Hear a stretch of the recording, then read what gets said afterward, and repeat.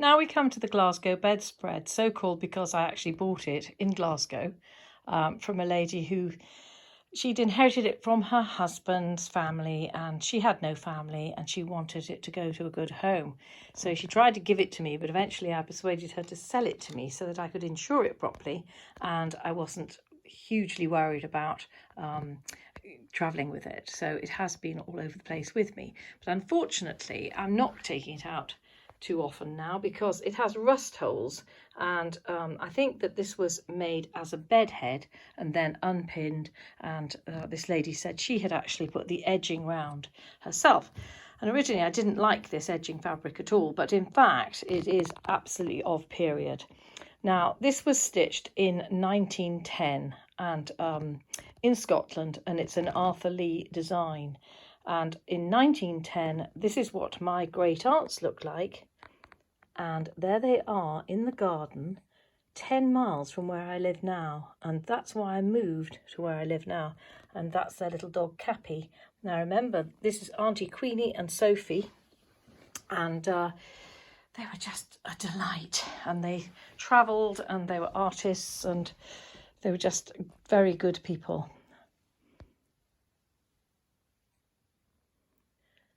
And this use of double thread again, double thread in all the layers of the shading here. So first colour, second colour, third colour.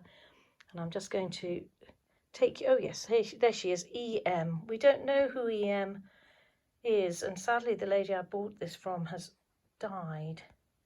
So I don't know who EM was. Actually, I don't think she did either. I think one of the clever things on this piece is actually the use of brown and the use of the pewter greens and greys, uniting the whole piece. All the stems are made in this base coat of the pewtery colours, and it's just really, really sets up the flowers and the features off so well.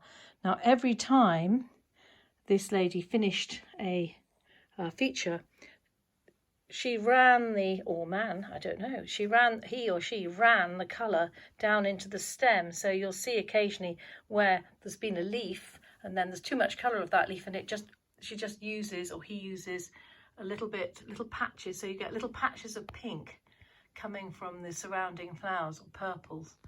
And I'm going to find my favourite, because I've shown this to a lot of people and I cannot tell you what joy it is to share pieces like this, because every time you share with somebody else points out, look what fantastic colour use that is.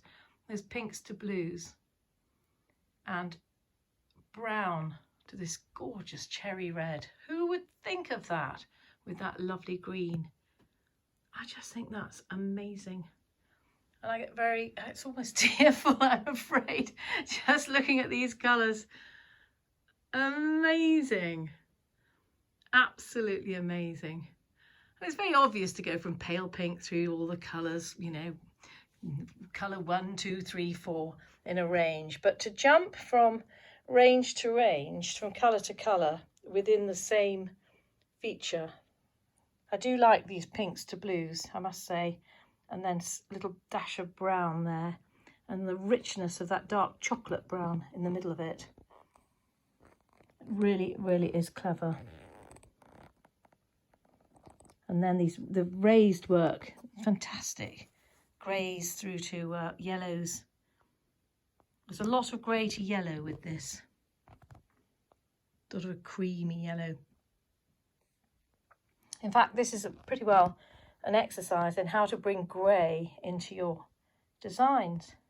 And you might think it's not a colour, but you just look at grey and see the echoes of other colours and how sympathetically that grey shades through to a deeper grey on the right hand side, but on the left hand side you get this lovely sagey green mixing up with it.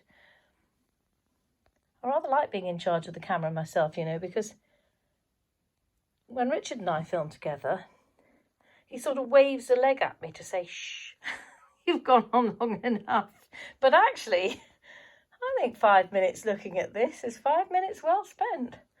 And if this gives you some ideas for your own designs, then I am a very happy bunny. And thank you very much. I can't tell you how much I'm enjoying showing you these pieces.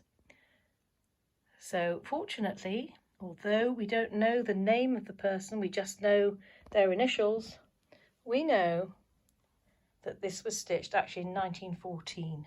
So it'll be take her or him at least 6 months, but probably a year or two.